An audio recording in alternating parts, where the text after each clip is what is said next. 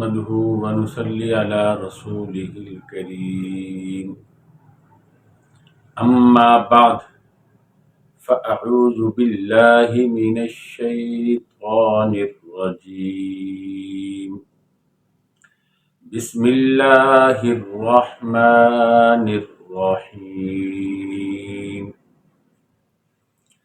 والمحصنات من النساء إلا ما ملكت أيمانكم كتاب الله عليكم وأحل لكم ما وراء ذلكم أن تبتغوا بأموالكم محصنين غير مسافحين فما استمتعتم به منهن فآتوهن أجورهن فريضة ولا جناح عليكم فيما تراضيتم به من بعد الفريضة إن الله كان عليما حكيما صدق الله العظيم۔ اللہ رب العزت نے پچھلی آیت مبارکہ کے اندر محرمات کا ذکر فرمایا تھا، یعنی جن عورتوں سے نکاح جائز نہیں ہے۔ ماں ہے، اس سے مراد اصول تھے، اوپر تک امہات کا لفظ بولا تھا، پھر بنات کا لفظ بولا تھا، اس سے مراد فروع تھے، نیچے تک بیٹی اور بیٹی کی اولاد، اس کی اولاد آخر تک۔ پھر اللہ رب العزت نے اخوات کے بارے میں فرمایا کہ ان سے بھی نکاح جائز نہیں، خواہ وہ حقیقی ہوں، خواہ وہ اخیافی ہوں یعنی ماں شریک، خواہ وہ اللاتی ہوں یعنی باپ شریک۔ پھر اللہ رب العزت نے پھپھیوں کے بارے میں فرمایا اور خالاؤں کے بارے میں کہ ان سے بھی نکاح جائز نہیں۔ پھر بہن بھائیوں کی جو اولاد ہے یعنی بھتیجیاں اور بھانجیاں، ان کے بارے میں بھی فرمایا ان سے نکاح جائز نہیں۔ پھر کچھ ان رشتوں کا ذکر کیا جو نکاح کی وجہ سے ناجائز ہو جاتے ہیں، جیسے بیوی کی ماں، اس کی ماں اوپر تک، بیوی کی بیٹی جو وہ ساتھ لے کر آئی ہے، اگر بیوی سے صحبت کر لی تو وہ بھی حرام، نیچے تک اس کی اولاد اور اس کی اولاد کی اولاد۔ اور اسی طرح ان محرمات کا بھی ذکر کیا جو رضاعت کی وجہ سے حرام ہوتی ہیں۔ اس کے اندر نبی اکرم صلی اللہ علیہ وسلم کا ارشاد ہے کہ جو رشتے نسب کی وجہ سے حرام ہوتے ہیں وہ رضاعت کی وجہ سے بھی حرام ہو جاتے ہیں۔ کسی نے کسی عورت کا دودھ پیا تو وہ عورت اوپر تک سب جتنی بھی عورتیں آتی ہیں وہ ساری کی ساری حرام ہو جاتی ہیں۔ اس عورت کی جو بیٹی ہے، اس کی آگے جو بیٹی ہے، نیچے تک وہ حرام ہو جاتے ہیں۔ اسی طرح بھانجیاں، بھتیجیاں جو رضاعت کی وجہ سے بنتی ہیں، اور خالائیں اور پھپھیاں وہ بھی، یعنی جو رشتے نسب کی وجہ سے حرام ہوتے ہیں وہ رشتے رضاعت کی وجہ سے بھی حرام ہو جاتے ہیں۔ اس کے بعد اللہ رب العزت نے فرمایا کہ اپنے جو تمہارے حقیقی بیٹے ہیں ان کی بیویاں بھی تمہارے اوپر حرام ہیں، جس طرح تمہاری بیویاں وہ تمہارے حقیقی بیٹوں پر حرام ہیں، یعنی تم ان کو طلاق دے دو تو وہ شادی کرنا چاہیں تو شادی نہیں کر سکتے۔ اسی طرح تم بھی اگر وہ اپنی بیویوں کو طلاق دے دیتے ہیں تو تم بھی ان سے نکاح نہیں کر سکتے۔ اور اس کے بعد اللہ رب العزت نے فرمایا کہ دو بہنوں کے درمیان جمع نہیں کر سکتے۔ اور اسی طرح کسی عورت اور اس کی پھوپھی کے درمیان اور یا عورت اور اس کی خالہ کے درمیان بھی جمع کرنا جائز نہیں۔ تو یہ محرمات کا تذکرہ تھا۔ اب اللہ رب العزت فرماتے ہیں محصنات، وہ عورتیں جو شوہر والی ہیں، ان سے بھی نکاح جائز نہیں جب تک وہ کسی کی بیویاں ہیں۔ ہاں، جب ان کو طلاق ہو جائے اور پھر وہ عدت بھی ان کی گزر جائے۔ اگر کسی کا شوہر فوت ہو گیا ہے، یعنی اسلام کے اندر یہ مسئلہ بھی بڑا اہم ہے کہ جو کسی کی بیوی ہے اس سے نکاح نہیں کر سکتے، حتیٰ کہ اس کی عدت اگر وہ فوت ہو گیا تو 4 ماہ 10 دن تک کوئی بھی اس سے نکاح نہیں کر سکتا۔ اگر وہ عدت طلاق گزار رہی ہے تو وہ 3 حیض بنتے ہیں، اس سے پہلے کوئی بھی اس سے نکاح نہیں کر سکتا۔ تو احادیث میں آتا ہے، حضرت عبداللہ بن عباس رضی اللہ تعالی عنہ فرماتے ہیں کہ حنین کے دن یہ آیت مبارکہ نازل ہوئی، اس لیے کہ جو قیدی آئے تھے حنین میں، ان کے اندر وہ عورتیں بھی تھیں جن کے شوہر تھے، اہل کتاب کی وہ عورتیں تھیں جن کے شوہر پیچھے موجود تھے۔ تو صحابہ کرام رضوان اللہ تعالی علیہم اجمعین کو یہ برا لگا کہ ایسی عورتوں کے ساتھ وہ صحبت کریں، تو اللہ کے نبی صلی اللہ علیہ وسلم سے انہوں نے اس کا تذکرہ کیا۔ حضرت ابو سعید خدری رضی اللہ تعالی عنہ فرماتے ہیں کہ یہ آیت مبارکہ نازل ہوئی اوتاس کے دن، جنگ اوتاس میں یہ نازل ہوئی کہ وہاں پر یہ صورتحال پیش آئی تھی کہ جو قیدی عورتیں تھیں ان کے شوہر پیچھے موجود تھے۔ تو اللہ رب العزت نے فرمایا وَالْمُحْصَنَاتُ مِنَ النِّسَاءِ، ایسی عورتوں سے تم نکاح نہیں کر سکتے جن کے شوہر موجود ہیں، إِلَّا مَا مَلَكَتْ أَيْمَانُكُمْ، الا یہ کہ تم ان کے مالک بن جاؤ، وہ قید ہو کر آ جائیں۔ جب قید ہو کر تمہارے پاس آ جاتی ہیں تو خود بخود اپنے شوہروں سے وہ جدا ہو جاتی ہیں، نکاح ان کے ساتھ ختم ہو جاتا ہے۔ تو اگر وہ مسلمہ ہے یا کتابیہ ہے تو تم ان سے نکاح کر سکتے ہو۔ اس کے بارے میں مزید آپ جانیے، اگر کوئی عورت دارالحرب کے اندر بھی مسلمان ہو جائے، وہ بھی کافر شوہر کے نکاح میں نہیں رہ سکتی۔ جب 3 حیض گزر جائیں گے وہ خود بخود اس سے جدا ہو جائے گی۔ اگر یہ دارالاسلام میں واقعہ پیش آئے کہ کوئی عورت جو پہلے کافرہ تھی بعد میں مسلمان ہو گئی، تو اس کے بارے میں بھی یہ حکم ہے کہ وہ کافر کے نکاح میں نہیں رہ سکتی۔ قاضی کافر کے اوپر اسلام پیش کرے گا، اگر اس نے اسلام قبول کر لیا تو فبیہا، ٹھیک ہے، اگر نہیں قبول کرتا تو قاضی ان دونوں کے درمیان تفریق کر دے گا، جدائی کر دے گا۔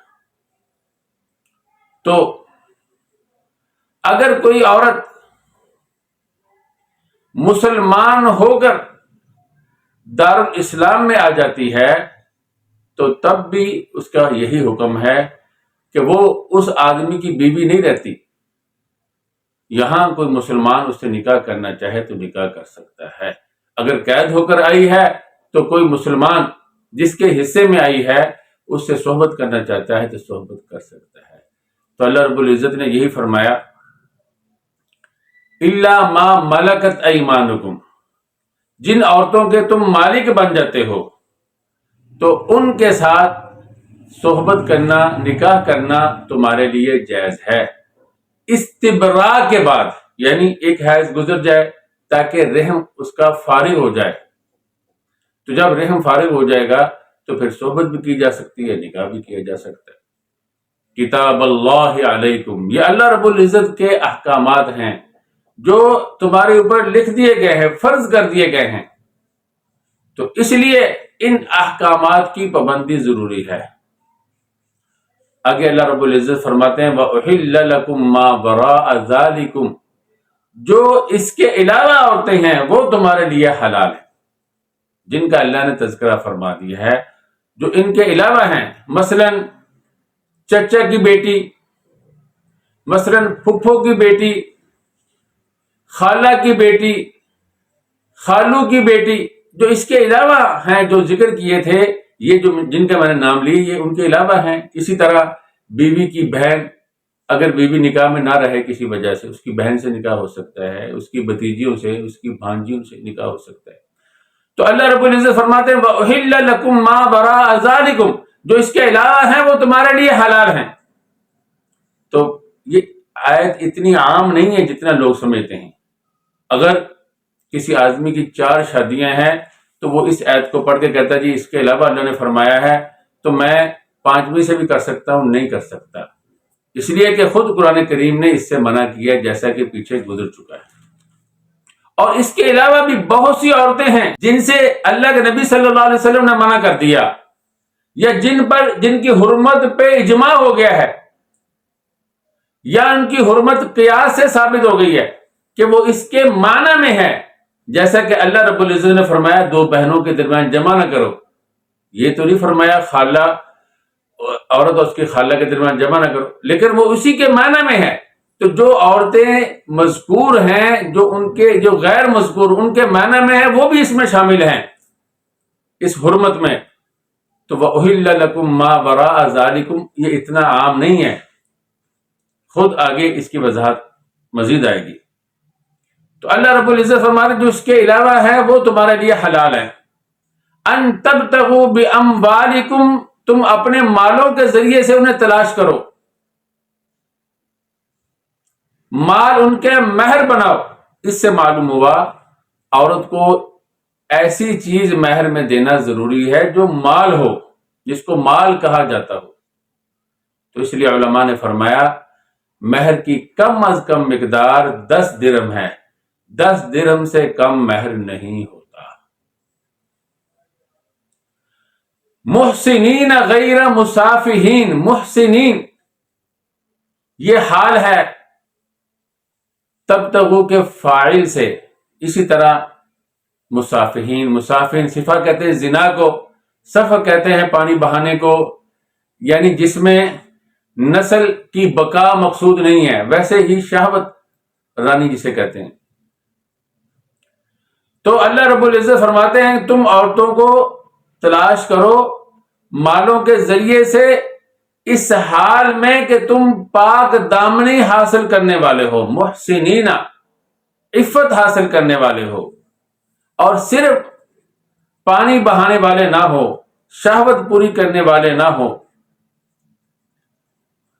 جیسا کہ زنا کے اندر صرف یہی مقصد ہوتا ہے۔ تو یہ محسنین غیر مسافہین، یہ ما وراء ذالکم جو اللہ نے فرمایا کہ اس کے علاوہ حلال ہے، یہ اس سے بدل الاستعمال ہے کہ حلت جو ہے اس میں یہ ضروری ہے کہ پاک دامنی مقصد ہو، مقصد یہ ہو نسل انسانی کی بقا، زنا مقصد نہ ہو، صرف پانی بہانا مقصد نہ ہو۔